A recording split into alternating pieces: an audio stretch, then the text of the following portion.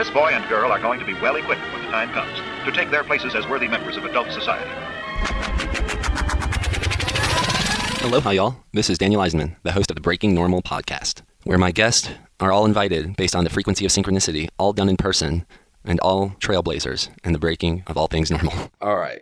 Welcome back to the Breaking Normal podcast, y'all. This is actually a take 2. We were 4 minutes in, and my podcast producer is so picky about the quality of the video. There was a little sparkle, like Howard had a sparkle around him.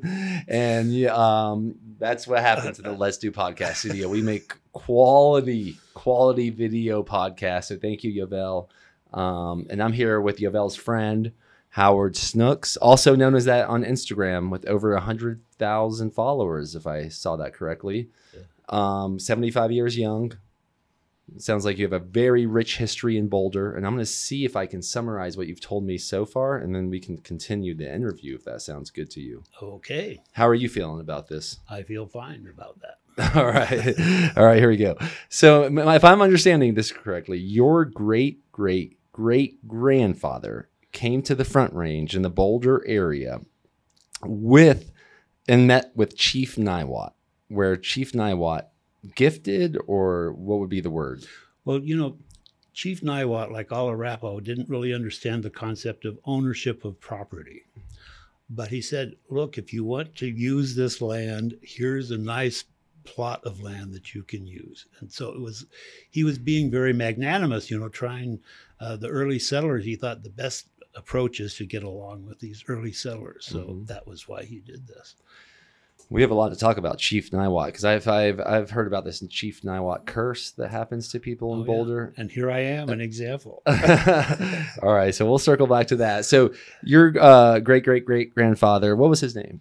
Dennis Daly. Dennis Daly comes meets Chief Niwot. Here we are. We're gifted this current now known as Boulder County land. And then he goes back to get his family, his wife and daughter from Wisconsin. Yes. And I'm assuming this was like on horseback at this point, or how? Well, it was probably a wagon. Wagon, yeah. Mm-hmm. That's okay. That's what I was assuming. All right, so then he goes back to Wisconsin by wagon to go get your great-great-great-grandmother, brings her back to this land that they now get to steward, gifted by Chief Niwot. Yes. And that was 1861?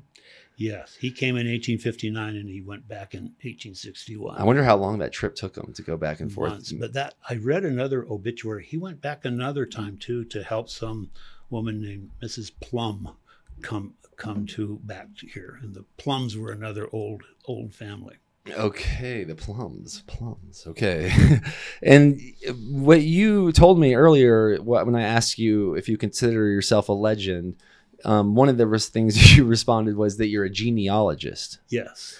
What does that mean, a genealogist? Well, my family's been in Colorado for many generations. He's on my mother's side as well as my father's. And they didn't really keep track of, like, I asked my aunt, where did, her ancestor come? She says, oh, they've always been here. And, it can't be true. Mm-hmm. So I decided to do some research myself. So I uncovered the genealogies back to Anne Marbury Hutchinson, who's a 14 times great-grandmother. There's a statue of her in front of the Boston State House, for example. So this is one of your grandmothers. Yes. But which one you said? My 14 times great-grandmother. Wow. Yeah. Wow. Yeah. Well, I mean, I'm just so inspired. Genealogist. I don't know if I've heard that phrase too often, but I kind of grasped what you meant by it. Mm-hmm. How long have you considered yourself a genealogist? And is this like your main passion? Because you're inspiring me I want to start looking into my ancestry more. Well, my life kind of changed about 10 or 11 years ago. And I had a pretty thorough, you have to use primary source material. You can't just go online and find somebody's family tree and say, that's it, because you have to have proof of it. So I was really serious about this. I established primary source material for all this stuff, but I kind of finished it. And then, my passion for it kind of disappeared. So I haven't done much with it for the last, I'd say 10 or 11 years. But I'd say for a good 10 years, I was gung-ho into it. And how would someone go about this? Like, if I want to learn about, how do you advise me to get started? Well, the classic thing is to go on ancestry.com, and that's how you get started. And they have numerous primary source materials. They also have, millions of family trees up there, and you're practically guaranteed that there will be some connection that you have with more than one person who's posted something on ancestry.com. So then you have to determine how accurate their stuff is. But you'll find long lost relatives and surprises sometimes. Wow. So it really is that easy to get started. So you're saying Ancestry. Do you have an affiliate link for ancestry.com? Well, you just sign. It's like an app that you just. Okay, I didn't know if you, because it seems like you would be a good promoter of that company. Yeah, I haven't. I've left it behind some of the last 10 or 11 years. Okay. Yeah, I'm inspired by that. No, it's good. It's cool. So what is the Chief Niwot curse? Can you tell us what you know about Chief Niwot and what is that? Well, I think it's a legend. I don't even know that it's true or not. But, his curse was that anyone who comes here will always have to return. And I don't know why that's a curse even, but, that's kind of what the curse has to do with. It has a stronger mimetic value to it. Like it's more memorable in a way of the Niwot curse. And a lot of people reference it. Right. A lot of people seem to believe in it. They do. Do you believe in it? Well, I mean, I'm a kind of an example. It took 5 generations, my great-great-great-grandparents. My great-great-grandmother married a Danish immigrant who worked on the ranch, her parents' ranch. And the day after they got married in Longmont, they took this wagon train called the Bates wagon train down to southwestern Colorado. And so that's where they homesteaded. They ended up homesteading because it was after the World War, after the Civil War, that's when homesteading began. And is that in Durango? Close to Durango, to the east of Durango. I grew up in Durango. What's the name of the town? Bayfield. Bayfield. Yes. Where is this relative to Telluride? Oh, Durango is just directly south of Telluride, and Bayfield is to the east. And Dolores? Dolores is very close to Durango. It's on the west side of Durango. Wow. Yeah, beautiful country. Oh, man. Is there anything you want to make sure we talk about? Because I might just keep asking you questions. But did you come within an intention of sorts today? Well, here's it doesn't have to go this way, but what I was thinking was how I reinvented myself to become a person, that a model and a commercial actor and someone who has all these Instagram followers. That was what I was thinking it would be about. But well, I am extremely curious about that because I've been playing the social media game probably since Facebook started when I was in college, but mostly as a connecting a way, because I traveled for like 11 years. Mm-hmm. And it would be a great way to see which friends I have on Facebook because they were following my YouTube channel and I could connect with them and we could collaborate or whatever. Yeah. So I've been doing this for a really long time. And to have 100,000 plus followers on Instagram and it seems like you have engaged followers. That's, there's a lot of people that are like a quarter of your age. That's like they're desperately, maybe unhealthfully, desperately desiring something like that. How are you doing that? Because like my dad's a little younger than you, if I'm doing my math right, and he doesn't know anything about Instagram, seemingly like you do. Yeah. Well, I started using it as a kind of something to supplement my modeling and commercial acting career. That's how I got started. And then I got on some kind of algorithm. Don't ask me what happened, but I was getting thousands of new followers a day. And then my Instagram account got hacked and it was taken from me. And it's really a hassle to try to get it back. Meta does not help when you. This happened to me. I had a Facebook page with over 100,000 followers with one video that had like 30 plus million views on it. Got hacked and I can't get my account back. Yeah. Yeah. It's almost impossible. I was finally able to get it back. You did? How did you do that? There's this little thing you can do. I can't explain it anymore. But it's a roundabout thing, and you finally somehow get it back again. Okay, all right. So, model, actor, reinvention. So you reinvented yourself and became a model and actor. Yes. At what age? Well, it was. It began after I got a divorce. I married in 1981 here in Boulder. I'd left Durango. I moved back to Durango after I'd gone to graduate school. I have an MSW and a PhD in clinical social work. Okay. And I just had my MSW at the time, and had been working in Durango at the local hospital. I was a local boy makes good. I had been an EMT at the hospital before I went to grad school, and then I came back and got the job as director of social work at the hospital. Wow. And I was there for about 3 years, and then, as much as I love it in Durango, I got restless, and I decided I was going to move up to the Denver area, and got a job as a school social worker for Boulder Valley Schools. And the principal of one of the schools was who I ended up marrying. Hmm. And we had so you dipped the pen in the company ink. That's kind of, yeah, it didn't like, that when it became clear that was happening, that we were no longer in the same school. Oh, okay. Oh, really? Did y'all separate schools for that reason? Yeah. Okay, interesting. Yeah. And we had 2 children. I have 2 children, but we were married 34 years, and I was 66 when my ex decided to divorce me. And I was totally astonished. I had no idea that this was going to happen. And it was like just shocking to me. Like, I can't even explain what happened to me. I just went into this dissociative state. It was just like, what on earth? I just can't believe this happened. But how old were your 2 children? They were in their 30s. Okay, so they were not living with you. They weren't living with us. It was just y'all 2, 34 years, raised 2 kids. They're on their own, and then one day, it was really out of the blue. Out of the blue. So I had to deal with that, and so kind of. A number of things happened that same year. My father died at age 93. The same year. My sister died. She had multiple myeloma and died of that. My uncle died. And then I had this sort of weird accident where I ended up shattering my hip in a kind of a bizarre accident with a weed whacker. And it was like, one of these other shocking things that... All in the same year? All in the same year. Do you remember the order of those things? Yes. My father died in February. My uncle died. No, wait. My father died in February. Then I went several months, and my sister got re-diagnosed with. She'd been in remission, but she got diagnosed again with multiple myeloma. So we knew the end was coming. Then the ex told me she was divorcing me. My sister died, and my uncle died. And at his funeral, I was down in Durango, and I ran into an old high school friend.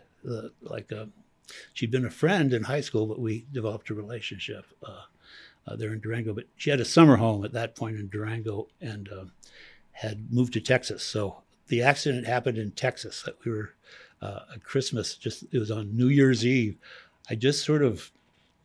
I tripped in a garage and hit this weed whacker, and it shattered my hip. And it was in the middle of a blizzard. In Texas? In Texas, in Lubbock, outside of Lubbock, Texas. Blizzards are not that common there, but there was a blizzard. So no one could get me. I was like trapped there on the floor of her house until the next morning when the blizzard had passed. And her ex-husband, who I also knew from high school, just lived up the road. He sent down a plow, so they plowed out this long, there was a farmhouse, it was a cotton farm, plowed out this long trail road. And my girlfriend then drove me to the hospital in Lubbock, which was 45 miles over this bumpy snow. Wow. Okay, so that happened. I had emergency surgery. Then I had to stay there for 10 days because you get a pneumothorax if you fly, after surgery. So I had to stay there for a long time. I finally get back. I'm sitting in my kitchen table. My little dog, Oso, my best friend Oso, was there. And I was reading the paper. I said, man, I need a sign from the universe. Everything has changed. My life has totally changed. And I saw this article about baby boomer models were needed. The demographic was still large. People were buying lots of stuff, but there just weren't any people of that age in the modeling industry. So they were encouraging people to do that. So I got this training down in Denver. I got a portfolio and I got an agent. And so then that started, I've done some modeling. Modeling doesn't pay very much. The Denver Fashion Week and stuff has these really fun fashion shows twice a year. So I did that and did some other modeling. And then I've done quite a few commercials on television, like for healthcare companies. Wow. It's kind of slowed down.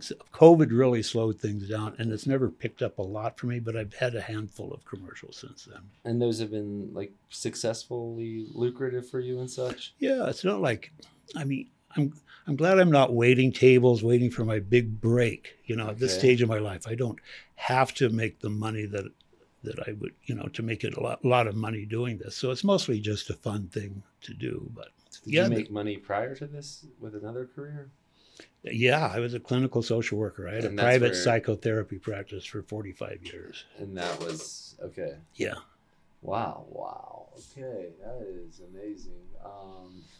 So where does the social media come into this? Is when your agent or someone suggested you? Yeah, you have to have your Instagram handle, and they really promote it. And I'd started on Facebook before just to stay in touch with my friends. Yeah, just that regular thing. Yeah. But the Instagram thing really took off. I had professional photographers and stuff help me out with this. Wow. And it's sort of like you're an old guy, but you're still fit. So that's kind of the idea. You stayed fit, and you've stayed active, and you stayed very engaged in the world. That was kind of the theme, I guess, of my Instagram. Well, I feel really blessed to know. I don't like up to like a lot of men that are much older than me, that are much fitter than a lot of the men that I know younger than me. And it helps, a lot of those men that are not as fit, they seem to live up these stories like, oh, wait till you're 40, or wait till you have a dog, or wait till you have a baby, or wait till you're married. Mm-hmm. And they have these like sad stories about things that happen at these points. I appreciate you for breaking that normal. Like I really like the little I saw on your Instagram and you just being like goofy and fun and authentic, shirtless. And, kind of making fun of your age, like making it fun rather than something to be held back by. I still have good health. I don't have any prescriptions I have to take. My blood pressure is great. My cholesterol is great. I don't have any. I have things like arthritis and stuff, but mostly I feel about the same as I did when I was 40 in terms of, I'm more wrinkled and stuff, but I think I kind of pulled it off so far. And what would you blame that on? Determination. I was not going to let this divorce and this person who divorced me turn me into some sad, pathetic person. I just determined I was not going to let that happen. And where did that come from? Well, I don't know. That's a good question. Just how did I get the determination? Because I think a lot of people in that stage and age, because I've went through something somewhat similar. It has its differences and its nuances. And yeah, I was third, let's see, what am I? So that's probably like 30 years younger than you were. And I feel like my friends that were my age that might have been going through a similar situation, I think most of them were determined, but I think they also were very, it was a seduction to just give up. Well, I don't know. I decided that was not an option. Now, I will say I had an excellent psychotherapist that he really, really helped me get through this. He really understood what my dilemma was, I think, and he was extremely helpful, not in terms of giving advice, because nobody likes advice. I've learned this as a therapist myself, but just like, I don't know, creating this space for me to grow and develop. And I just thought he helped me a tremendous amount. But also, it was just like this, you're reinventing yourself. You're going to be a model. You're going to be, and so it was really a fun thing to do. Yeah, I have a lot of admiration for that. I guess I'm thinking about people that have like guys that have gone through something in their own way that's similar to that story, that they're just left in utter shock, whether it's a divorce or a breakup or something else like that. Do you have any words of wisdom? Well, my dog helped me too. I will say that my dog was I don't know what I would have done without my dog, but it's just, there was something that shifted in me, which was, I think I used to think if something went bad, I would feel like, I'm just doomed. Like, this is just like, things are destined not to work out very well for me. Even when I think they're working out, like my marriage, they're not going to. And somehow I was able to shift that perspective. Like, well, bad stuff happens, and all you do is you learn from it, and you just keep going, and your mood changes. It's like when you're in a bad place, it feels like you're stuck there forever. Like you just can't get out of it. But that isn't really true. That how your mood is inside can transform really easily, and sometimes it can happen immediately. Sometimes it's gradual. But that was something that I learned, that don't think of reality as that low point when you feel really terrible about yourself. And do you do anything to shift your mood? And maybe to get more of that, like to get that stuck out of that stuck place? Well, I did something. I decided when I was younger, when I was in college, I didn't do a lot of psychedelics, but I did do some psychedelics on occasion. And so I learned about someone who did guided psilocybin tours, I guess you'd say. Mm-hmm. And they do them in groups, and they do them outdoors. But this is one of those ones where you lie on a pallet and you have something covering your eyes, and for 8 hours straight you're there, and the guide is there just in case you need them. But it's a very individual process. So, and that was I think I did that about 4 years ago. And I wouldn't say it like my earlier psychedelic experiences were really fun, and exciting, and hallucination. This was a very different experience. It was not dark exactly, but it was really intense, and like I had to face things just really head on. And I think that ended up being very helpful to me. So that was one thing that I did. I thought the psilocybin journey could really be something to help me. Awesome. And for your ex, are y'all in touch anymore? No. Not since? I have not seen her. I don't know. I kind of know she has a house in Lafayette, but I don't know where it is or what it is. Wow. Yeah.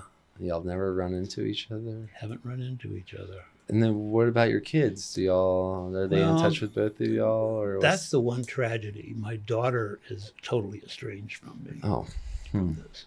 And that is a terrible, and I've just recently made an attempt, and she is even more set in her ways of that she wants nothing to do with me. So that is a problem.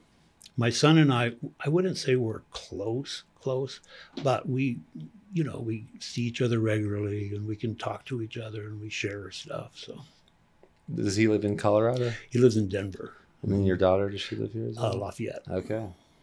Wow. How long has the estrangement lasted? Well, it wasn't good. Like the very first few months, it seemed okay, but one of the things I did as a therapist was I did custody evaluations for people who were in high conflict and weren't able to come up with decisions about what to do about their children. So okay. Court-appointed child custody, that was kind of my specialty as a therapist. And parental alienation syndrome is a very big and real thing that happens. And usually you think about this with younger people, but my daughter has been alienated from me. And it's a very difficult thing to overcome. Yeah. And what does that mean, alienated? Well, it means, to hell with you and the horse you rode in on. There is nothing you can do. I know the truth about you, and that truth is a very bad truth. And did that happen after the divorce? Yeah. No, we were very close before that. Wow. Yeah. And wow, I mean that's a big topic, the alienation thing. That's kind of It a is. niche. I don't know how. I mean, Yeah. I bet some people would be like, "Wait, what are they talking about?" And then there would be like a handful of people like, "Oh my gosh, say more." There are a lot of people that have gone through this. I know it's true. If It's you a tough get thing to talk about, huh? it is definitely something to talk about because I mean that's another thing that's daunting. To have your child turn against you is like counter to every impulse or everything you imagined that would happen, and it did happen to me. Wow.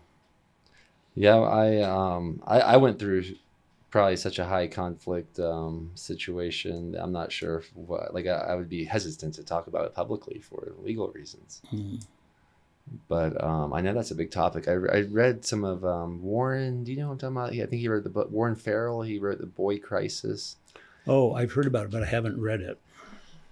Yeah, the alienation thing seems to be I wish I could. I wish there was a way to help people not do that, because it seems to be a temptation of parents that are going through divorces with children.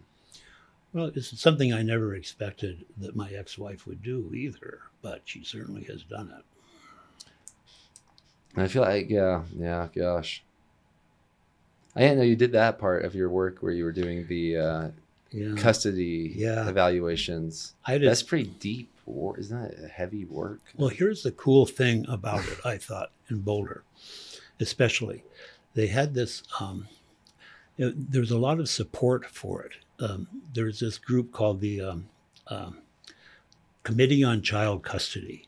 And it was all the family practice attorneys, the mental health professionals that did evaluations and stuff, and judges would meet monthly and have these meetings and have some sort of presentation to maintain best practices. But it meant everybody was on, was sharing this burden, and everyone was supportive of one another. So it really provided, and it allowed people to continue to learn because of the presentations and also the supportive atmosphere around it. I ended up being the president of the committee for, I don't know, a couple of years, and was on the board and stuff. It was really important to me to be involved with that, and I got a lot out of it. So it made the torture really of investigating these really sad cases where children are suffering. It enabled everyone to support each other in that. It's also just like profound how common is what happened to you with other people. Like how you're basically your most trusted confidant. Yes. That you believe you're in love with potentially. Yes. All of a sudden becomes potentially your greatest enemy, like overnight. How does that happen? Well, there were things I didn't pay attention to. Like she was from this old Denver family, like a debutante and stuff in Denver society. And I was this, country boy from Durango. And certainly her family thought that she had married down, that I was a peasant and she was an aristocrat. But I always thought of it as sort of a joke. I didn't really take it seriously. I thought, oh God, your mother, she makes me crazy. What? I'm going to the club to play bridge. Well, what club are you going to? There's only one club, the Denver Country Club, that sort of thing. And, I just thought it was funny. And she used to think, my ex used to think it was funny, but I think as she got older, that sort of how special she was, she sort of took it on some more. But another thing happened. She had a very severe health crisis and she almost died. And it changed her dramatically. And so I don't know how, everyone is entitled to live their life how they want. It's not so much that she divorced me, but kind of how she went about doing it that made me so, just shocked at what she did. I wasn't expecting to be divorced, but I definitely was not expecting to go through what I went through with this divorce. Have you heard of those different stages of grief? I forget the acronym. Yeah. Do you feel like you can relate to that? Like, did you go through different stages? Like, was it first like shock, and then or do you have anything to say about that? I mean, I should, being a therapist, I should know those 5 stages off the top of my head. I can't remember them exactly, but the thing about them is you don't move from one stage to the next. You go up and then you go back down and then you go through it again. And that definitely I processed it in that way. And I guess I have acceptance. I mean, I guess I sometimes wake up and I go, God, did that really happen? It was like the Bob Newhart show, where he woke up and everything had been a dream for I mean, Dallas. It's really unreal story, especially because the timeline. Yeah. And the unexpectedness. Right. Like, have you been in love since then, or do you feel like you're in love? Or? I did. I had, I guess I'd say 3 important relationships and a few others that might have gone somewhere. So it was, and sexually, it was a much more intense sexual experience as well than it was when I was married. So that's another thing I was lucky about in my old age, that I continued to have really wonderful sexual experiences. I can relate to that too. Yeah, that's, oh gosh. Once again, I'm like, I should probably stay. I should probably keep asking you questions. Oh, well, that's interesting. Because you're talking about a pretty older age, 66 to somewhere between 75. And everyone says, well, you should date younger women. But I've kind of wanted to stick with people in my same age range. And people have various degrees of how attractive they are, I suppose you say, but there's definitely a lot of women my age that I still think are very attractive. I mean, it almost sounds like you're saying the best sex life you've had is between the ages of 66 and 75. Is that true? Well, the last couple of years, not so much, but it's been sort of slowed down, but just because I haven't been with anyone. Okay. But I'd say, after age 66, my best sex experiences. Wow. Maybe when I was in my 20s and in my 60s. That's inspiring. That's encouraging. Yeah, it was fun.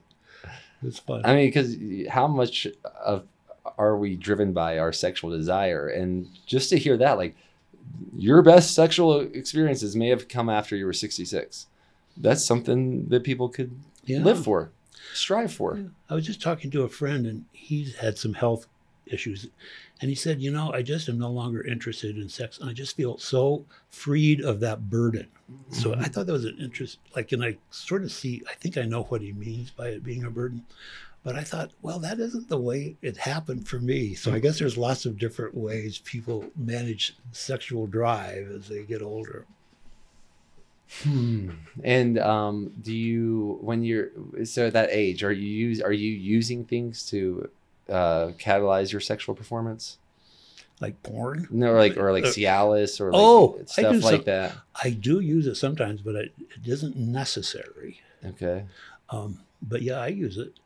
Yeah, I've heard. I interviewed a really young athlete that was talking about it's the best pharmaceutical in the world to microdose on for blood flow and the people that are looking at for a nitrous boost in their muscles. He's like, the best thing to do is microdose on Cialis. Yeah. And I was like, what? I was like, you caught me off guard. I was like, wow, that's amazing to hear. Well, there is that a daily dose of 5 milligrams or something of Cialis. I've heard about that. Yeah. There's young people doing that. Yeah.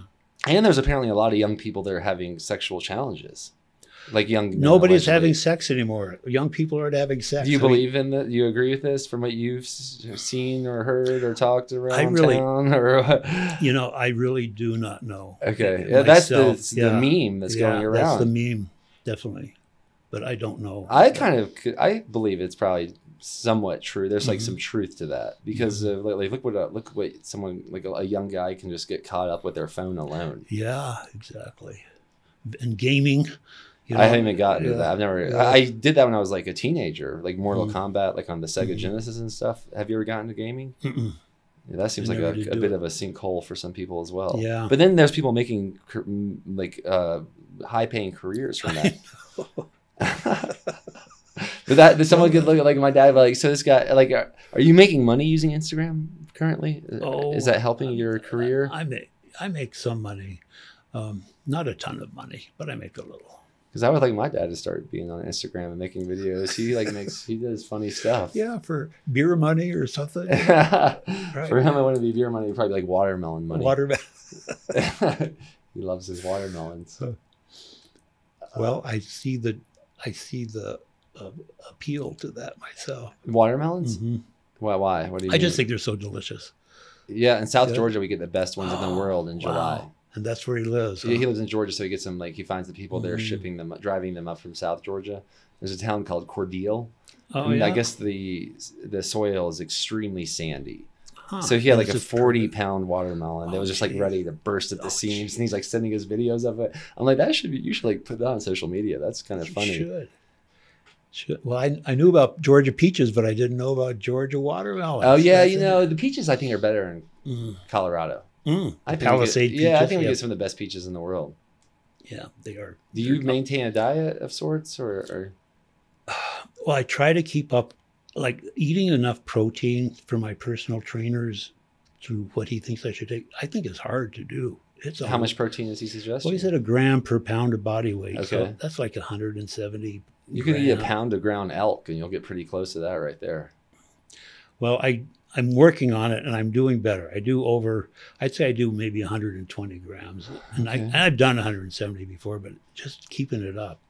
I try to, your body changes when you get older, even if you kind of stay fit. Like I have a belly that I never had before. Mm-hmm. When did that happen? I'd say the last 7 years, something like that. I guess I never had a six-pack exactly, but I didn't really have this belly. But now I do. And what do you think that's from? I think it's from your gravity. I don't weigh anymore. But what about like, do you ever use like TR? The last guy I interviewed was like a hormonal clinic guy, and he was talking about TRT and like peptides. Have you ever tried any of that stuff? No, but I do use, what's the white powder? Not cocaine. Creatine.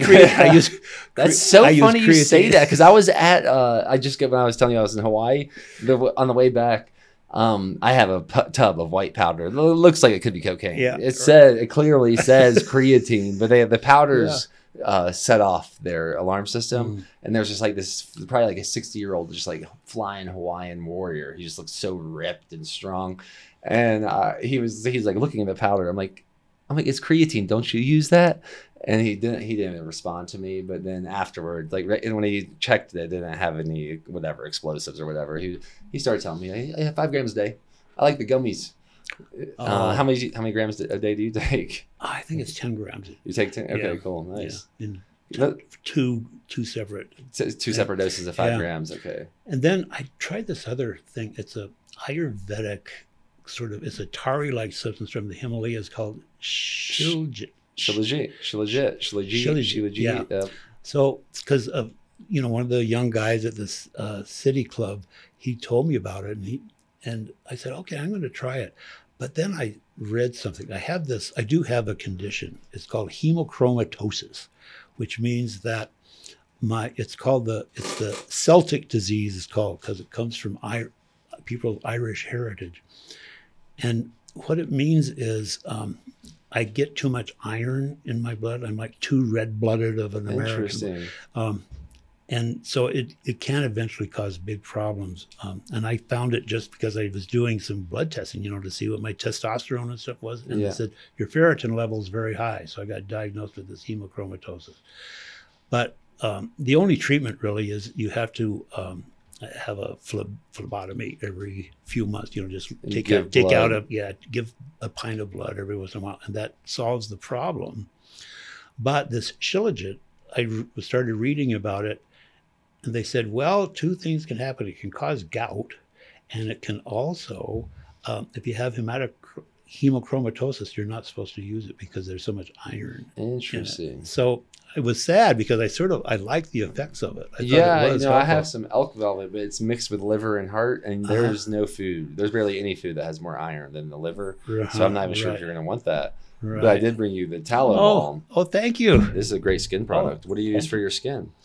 I don't really pay. You don't? Oh, I mean, your skin looks great. Let's see. Oh, yeah. So you see, it's made from pure bison kidney fat. So Chief Niwot probably knows about He this. probably does. Yeah, and then we mix a little organic emu oil and a little cacao and vanilla. It's great. It's great. But I've stayed away from like steroids and stuff. You know, I don't want to get that big anyway, and I just don't. That is not my thing. But is there a theme of longevity in your family? Yeah, my great grandfather was a blacksmith and lived to be 95 years old. Okay. And my grandmother. My last name is Eisenman. That means Iron Man. Iron Man. Maybe probably blacksmith. And Iron Man in German. Yeah. Anyways, please. Well, he was from those old English colonial families. But anyway, I forgot what I was going to say. About longevity. So my grandmother lived to be 99, and my mother had 4 siblings, and one is still alive at 89. The rest, my mother died at 90. Her 2 sisters died at 92, and her brother died at 95. So all the children of that family lived to be at least 90. Wow. And my father died at 93, and his father was a smoker and stuff and died at 65. But my great grandfather lived to be 87, and his father, my great grandmother's, lived to be 80, and then her father lived to be 87. So that was a pretty long life back in those days. Yeah. Do you think there's a reason that there's might be that longevity in your family? They're too tough to die. I mean, what a good belief too. Yeah. Wow. Yeah, and they all lived, their lives were great up until the very end. They did not have this slow, steady deterioration. Oh, how are you doing on timing, Abel? 41 minutes. 41, but if you add the previous interview, it's probably 47. Yeah. The period is like 47. And you've been in Boulder how many years? I moved here in 78. So what is that? 47 years? Wow.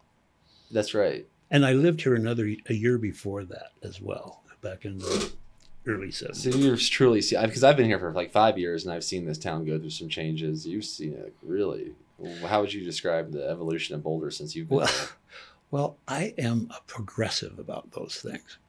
I don't believe that unless you're living in a museum town, that it's going to stay the same. Mm-hmm. It's just ridiculous to think that way. And you can be all sad that the old Boulder's gone and stuff, but that is just the way life is. And I will have to say that when a building gets torn down and a new one goes up, I have trouble remembering what that building was there before. Mm-hmm. So I am in favor of, I'm sure there are things that can it costs so much to buy a house now. When we bought our house in 1985, it was $148,000, mm-hmm. But interest rates were 16%, and it was very difficult to, it was really a stretch for us to make that mortgage payment then. But, nowadays for someone who's just starting out, think how hard that is to try to find a place to live in Boulder. Mm-hmm. So there's that's a problem, how exclusive Boulder is getting. It's a problem in a way, and it's also a cool thing that's happened in a way, because I think that the Sundance Festival, I think that's a great thing that's happening to Boulder. Is that coming in 2025? No, it's 27, I think. 27? Yeah. Okay. All right. Wow. Yeah.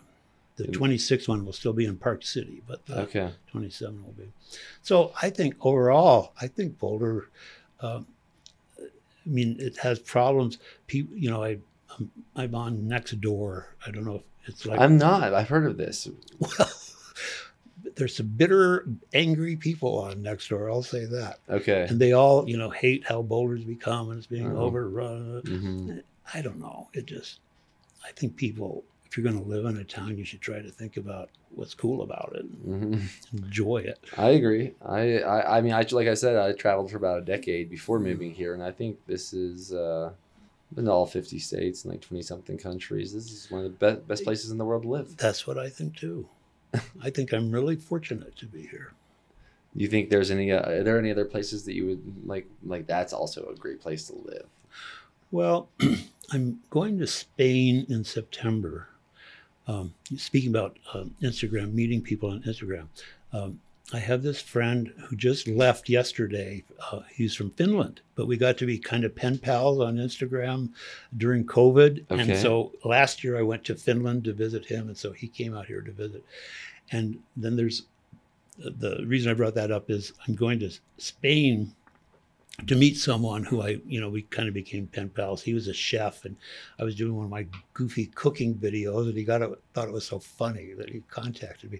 So I'm going to go visit him. And we're in Spain, you know? Extremadura, which is it's south of Madrid and then west of Portugal, and it's sort of like a not so well known but extremely beautiful area. East of Portugal, probably. Right. Yeah, east. So west of Madrid. What did I say? You said west of Portugal. Yeah, I did not mean. There's the Azores west of Portugal. Right. Have you ever been there? I have not. I would like to go there. I have not. That looks really special. But I'm going there kind of to seeing how things go politically in the United States. If I have to leave, I'm thinking of Spain as a possibility to live. And have you met this person before? I haven't met him, but I've wow. And are you going to go stay with him or just visit him? No, he's going to host me. That's so cool. Yeah. I had done this. I'm saying I did this when, especially in my 20s with my brothers. Yeah, we had the YouTube channel, right? And people would reach out. They're like, "Oh my gosh, you're coming through Costa Rica or whatever it is. Stop by." Yeah, and I'm like, "Well, sure. What's that? Like, you can stay with us. We live on a farm. You know, we would always do stuff like that. Not always. Sometimes we ran into some stranger situations. Well, you have to vet people. Yeah. But that's cool that you do that. Yeah, it's an adventure. It's just something that it makes things work out too. Like if you're in a place where somebody knows the area, then you get so much more out of it than if I were just to go, I did a bicycle trip in the Community of Santiago in Spain. So, that was fun to do, but, this way I'll really get to know what it's like locally, I think. Wow, the Camino de Santiago is that walk, right? That like pilgrimage of sorts, and you could do it on bike as well. You can do it on a bike. How was it? When did you do that? It was before my divorce, so I think it was 13 years ago. Was it awesome or? Absolutely awesome. It's a life-changing, especially for someone with any kind of religious feeling inside. It's an extraordinarily spiritual event. Yeah, that I read a book from Paulo Coelho called The Pilgrimage, I believe. Have you read that by any chance? No, but I know what you're talking about. And it was all about his journey, if I'm not mistaken. He used the traditional donkey. He went with the donkey. I believe so. And that's a common thing. Some people travel on their knees. The whole way? The whole way. They crawl. How long is it? 2,000 miles. I don't know how long it is. Wow. It was 2 week. It's a 2-week bicycle trip. So. Wow. And then people will host you along the way, or how? No, this was it was a guided trip. So they had basically it was old monasteries and castles that had been turned into hotels. And you felt a religious experience when you mentioned that. What do you mean? It was a very spiritual experience. There's just something about it that I don't know how ancient it is. The trail itself is, Christ's age basically. Mm-hmm. And there are these stops on the way where you sign your passport, I guess to say, and it's monks, that do it. And so there's just something about it that just captures something. Are you religious, or do you practice spirituality? Both my grandmothers were raised Catholic, but they both left the church kind of saying, I'm never going to be a Catholic again.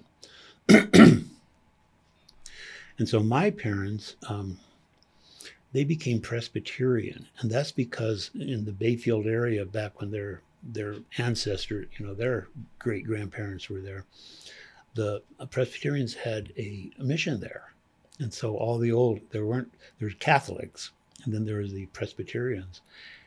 And so that was why they were never affiliated with churches, except my parents did affiliate with the church. So I got involved some, but, it's not like I believe in the dogma of Calvinists. I don't think about it that way. And then when I married, we became very good friends. My ex was very good friends with the wife of the Episcopal minister, or the priest at the St. John's Church here in Boulder. And so his name was Jim McEwen. He was a legend in Boulder, very much a legend. He's passed away now for some time, but he married us, and he was a godparent to our children, and did all that. So I became a member of the Episcopal Church for several years, but I'm not. I don't know. The Christian nationalism thing that's come up has really made me very dubious about Christianity at this point. But I know that not everyone who's a Christian is a Christian nationalist, but that there seems like a stain on Christianity from that right now. Yeah, like I consider myself a Christian, but it's much more about a relationship with God and Yeshua than a dogma about the politics of church and all that. Right. Yeah. I felt like that, like when you were telling me about how you got through your divorce, I was definitely thinking about that. I was like, that was definitely a foundation for me. But that's like tough times, and it's inspiring to see another local living his best life, even after going through some shockingly, potentially traumatic times. Yeah, I feel kind of peacefulness. I'm still looking for adventure. It's not like I'm now going to rest on my laurels and not do anything. But I feel like there's a lot of adventures that are available to me. Like I just take advantage of them. How do you choose which ones to go on? I vet. But is there like a gut feeling, or it's like, I had that coffee, like I have a cup of coffee and then I make, or how do you do that? No, there's some gut feeling. Like you were asking me if I'd been in love since my divorce.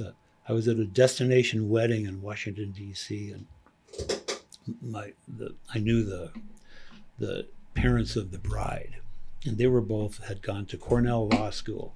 And so then they were talking about, and the roommate of the wife, well, her old college roommate from Cornell was coming. Sue Dean is coming, and she's late, but she's coming. And she walked in and went, oh my God.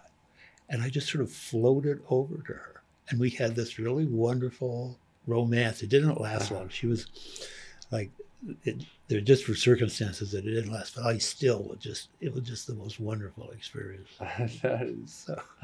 Do people hit on you like in Instagram? Do they like send you messages and stuff? Mm-hmm. Yeah, you say like, yes, yeah. like all the time. Or call. They try to call me. They try to call you. Yeah. Or men and women and definitely. Like younger people, older people, your age. Well, I'm in the silver daddy sort of. Silver daddy. Thing. What does that mean, silver daddy? Like, it's like, especially guys, but I think some women too. They think the silver daddy is their sex object. Okay, so you could be their sex object. Okay, that's why they're calling. That's why they're calling me. And they want to have sexual experiences with you. Yeah. Dude, what are some? Is there like? What do they just want to use some videos, or do they actually want to meet up with you? Oh yes, I get videos. They send you videos. Oh yes. Do you watch the videos? What do you do? How do you respond to these people? Delete. Yeah. Or some of them, they seem like nice people. I go, thank you, I'm not interested. What a compliment. I try not to be a jerk about it. Oh wow. But well, that's fun. That's a fun those are fun problems. Yeah, it can be like sometimes I get 300 messages in a day that I have to somehow get through. And and I don't know why this is, but they're all international. There's from every country around. I have these fans or supporters or whatever you call them, and I don't know why that is. Why do you think it is? I must have some sort of universal thing going on, but I don't know what it is. I think your smile helps. Oh, do you? I like how you laugh and smile. And you're a good-looking guy, and I think it's something about your authenticity, like the ease of you have a nice ease of authenticity. Oh, I don't know. Well, thank you. Yeah, thank you. How are you doing on time now? How are you doing? 53. Were you giving me a signal of sorts? I just want to see a live video that someone sent me. You want to see? You want, like, our producer wants to see some of the videos. I mean, really, I just can't. Hundreds of messages like a day sometimes. Is it after you publish a video? Is it like after you're like shirtless or something, or like what is causing this? The dad jokes are. I think people like the dad jokes the most. Although one time I did, you got how many views? 8 million views. Oh, I got millions of views Yeah. per hour on one video for 30 something hours. I was kind of drunk one night. It was Halloween too, and I was wearing this Captain America suit, and I was just sort of being goofy, dancing around and stuff. And I got 880,000 views of that one video. And was that on Instagram? Yeah. Are you on other platforms? Facebook and TikTok. Are they all the same URLs, like Yeah, they are. .com/Howard Yeah. Snooks? Mhm. Isn't Snook like a pool game, a billiard game? Well, do you want to hear the legend of the name? Sure, yes, please. I want to hear so much. I just know we're on somewhat of a time limit. I'm just like, where do I begin or end? Okay, so I don't know.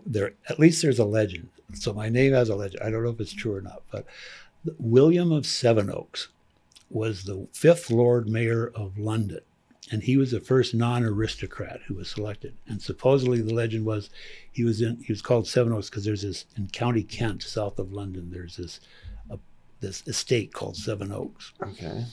And there was a village for the people who, served the people in the castle. And he was a foundling left at the water fountain or something in the center of town. And someone took him in, adopted him. And so he somehow ended up being and this is in the 1500s, the 5th Lord Mayor of London. So the first non-aristocrat. Okay. And supposedly that was how the name Snooks got started. So 7070 Snooks. And that's what it became. Seven Oaks became Snooks. Sevenoaks became Snooks. That's what Wow. So I have no idea if that is true. My genealogy did not go that far, so I don't know. But I definitely want to take action on this genealogy thing. Yeah. And look into that. Do you have any questions for me? Yeah. What is it? Like, what inspired you to do podcasts? What is it that? Oh, it had a lot to do with me hosting those. I hosted health retreats for 11 years. Oh. And there was I was just constantly meeting people that were so off the normal. Interesting. Like very interesting people. Uh-huh. And so when I published the book Breaking Normal, I was like, I want to have a podcast with the same name. And I want the schedule to be synchronicity. And I want to do the interviews in person without a script. So the technology and you just sort of segued together perfectly. Yeah. There was I was at my friend JP's house. Do you know Have you seen JP Sears online? He's the long red hair. He does like spiritual satires. So he had podcast equipment. And I was like, oh, if I'm gonna be staying here until I was like staying there for 2 weeks, I'm gonna launch my podcast. And I did like a 12 days to Christmas thing. And I did 12 interviews in a row with amazing people in Austin using his gear and everything. And was the goal to hit the new and noteworthy on iTunes. Yeah. And that happened. Gotcha. And then I love this opportunity to do these podcasts. Well, you're a good interviewer. Like, you know how to ask questions and stuff. So that's really nice. That's great. Well, thank you. Yeah. I also think that I've had so many conversations in my life with people that I'm like, if this was recorded, this would be like very helpful to a lot of people. Or it would help them think differently. Interesting. Yeah, and so I love it. I love doing it. And Yobel makes it extra, not only extra easy, but extra awesome. I mean, look at us. Yeah. Look at this whole thing. Yeah. You're looking good. Yeah. So do you. Yeah, we both look good. Your eyebrows are quite a bit darker than your hair. You know, I saw an old friend of mine. It's more like that in the video than in person. But go ahead. I saw an old friend of mine that I hadn't seen for 10 or 20 years or so, and his eyebrows had turned white. And it's just like, God, you changed you so much. That white eyebrows. And mine haven't changed for some reason. I don't know why.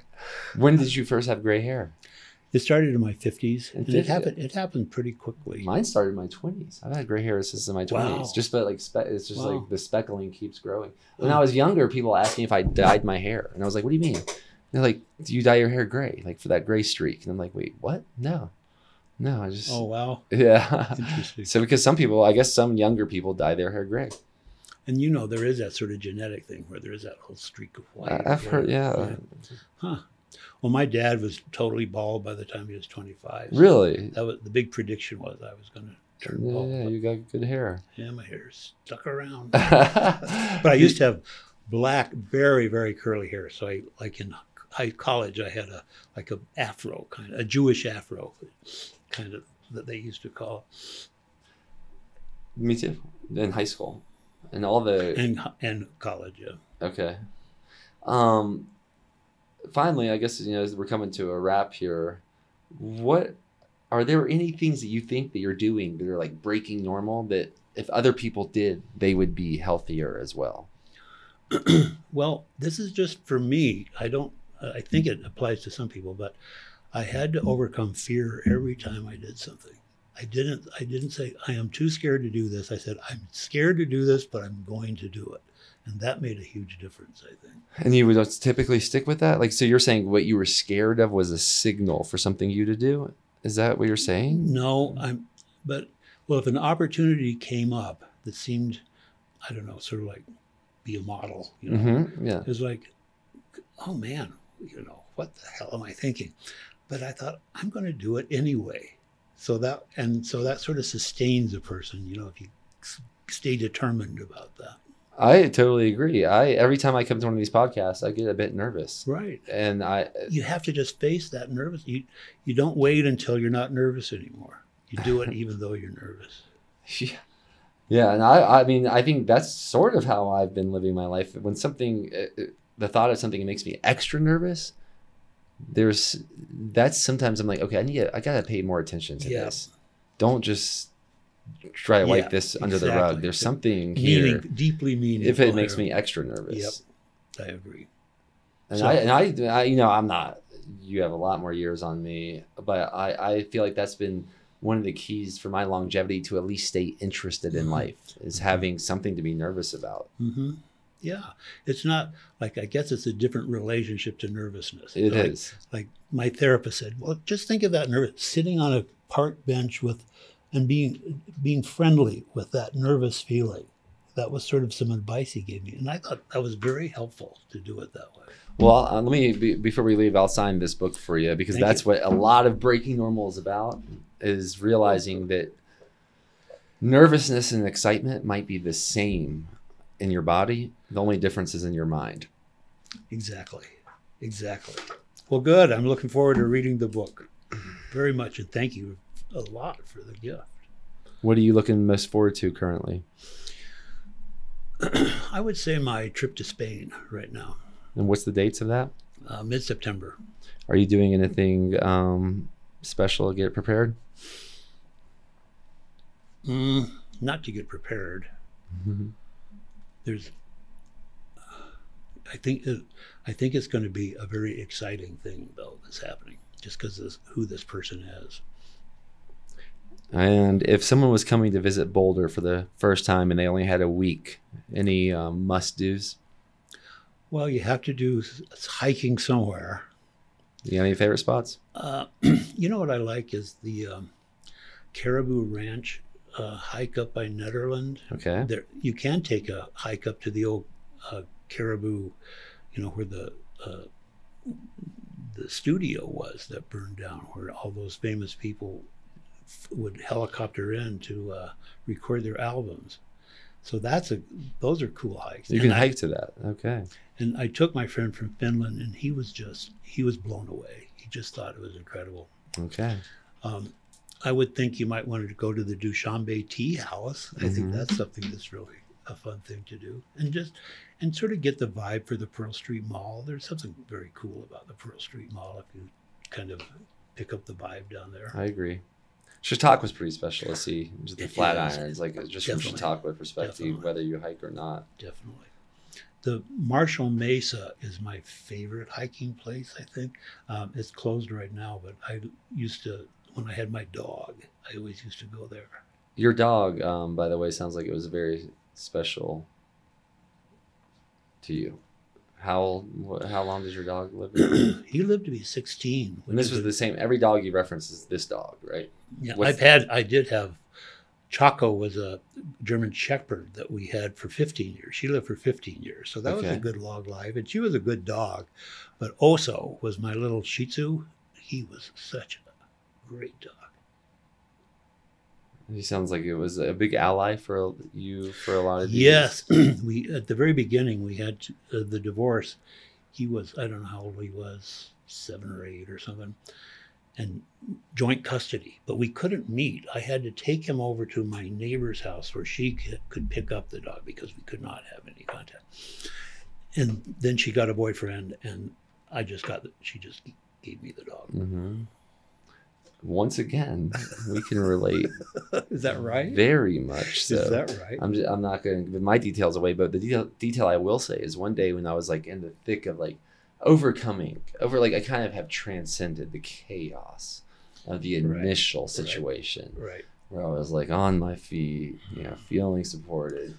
And I was with my family, I think, for Thanksgiving. And I had traveled with my dog Araya, who had been there. Araya. She's been with me 6 months before my daughter was born. And man, at Thanksgiving, everyone was just talking about everyone they're thankful for it. And then I just it was maybe the hardest I ever cried, thinking about like Araya under my feet and how thankful I was for her. Because like at first people thought I was like joking, and then I started going, like how thankful I am for her. Yeah. Oh God, yeah, for sure. Man, those dogs. And your daughter's name is Davina? Yeah, Davina. And the dog's name is Araya. And she had one litter, and we have one of the sons. Oh, you do? And her name, and so that's like more like my daughter's pet, Ruff Ruff. She named him Ruff Ruff. She named him Ruff Ruff. And he is as sweet as you can be, but he's as strong as you can be. What kind of dog is it? They're both American Staffordshire Terriers.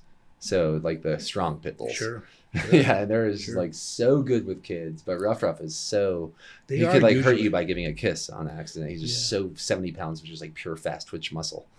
Well, if a good Staffordshire Terrier, you just can't beat them. They're just the greatest. I think they're the most emotionally intelligent in a way. They that's how they go. They just live based on the emotions around them. It seems like they reflect them, and that's why they could be a terrible dog too. Well, Oso is like this little, 14-pound Shih Tzu, but he thought he was a big dog. He had no idea. He was just this totally confident dog and loved big dogs. So he would just walk up, hey, pal. And they just would, it was really fun to see how he was. I imagine that's kind of how he reflected your personality. That's kind of, Don't they say people and their dogs are kind of. And I don't deny it for my dogs either. Yeah. They're the sweetest. And they're pretty strong. Yeah. And your dog, hearing you say that about your dog going up to big people, like bigger dogs, no problem. That's kind of how I see you living your life. It's like you're going against the big things, no problem. Just having fun with it. Yep. Thank you for the inspiration. Hey, my pleasure. And there you go. Thank you. Thank you, Yavel. Keep breaking normal, y'all. Howard Snooks is Snooks. Yes. Follow this guy on Instagram. You probably don't know, but there was this star named Baby Snooks back in the 30s. So that was used to be the reference. Who was Baby Snooks? What was her name? Hold on. Baby Snooks. Baby Snooks. Do a little research to close this out. Oh, it almost like reminds me of like Marilyn Monroe for some reason. Well, she was a comedian. Oh, okay. But she was very well known, and so that was always the reference. Like, people go Snooks. When's your birthday? September 18th. 18th. Okay. Marilyn Monroe and I share a birthday. Oh. June 1st. Huh. Well, 3 people in my high school class all had the same birthday. Oh, your same birthday. Yeah. When's your birthday, Yabel? January 1st. Whoa. And my sister is June 1st. January 1st? Yeah, my sister's birthday was January 1st. And my sister is June 1st. And that's my birthday. Huh. When am I going to meet your sister? Oh, and when she will come from Austin. She's living in Austin right now? Yeah. Fanny Bryce. Fanny Bryce. Who is Barbara Streisand played Fanny Bryce. Okay. But here's a picture of her. Whoop.